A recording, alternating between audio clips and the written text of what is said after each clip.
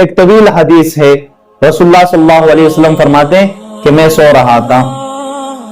کہ دو آدمی آئے، مجھے ایک سخت پہاڑ پر لے کے گئے، پھر مجھے آگے لے چلتے گئے وہ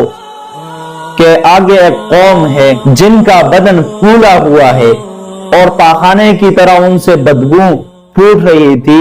میں نے پوچھا یہ کون لوگ ہیں؟ ان دو آدمیوں نے مجھے جواب دیا کہ یہ زانی مرد اور زانی عورتیں ہیں۔ حضرت عبداللہ ابن عباس رضی اللہ تعالیٰ عنہ روایت کرتے ہیں کہ حضور صلی اللہ علیہ وسلم نے فرمایا جب کسی بستی میں سودی لین دین ظاہر ہوتا ہے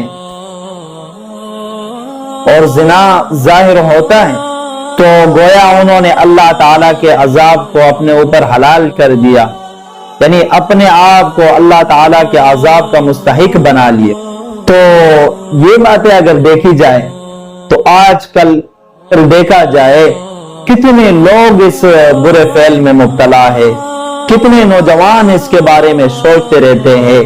کہیں بھی ان کو زنا کا موقع مل جائے وہ نہیں چھوڑتے۔ آج جس جگہ پر جاتے ہو تو زنا کا جو ہے زور اور بے حیائی کا زور ہے، اس وجہ سے اللہ تعالی کی طرف سے عذاب اور لوگوں کے درمیان فسادات یہی پھیلنے کی سبب جو ہے یہی زنا ہے،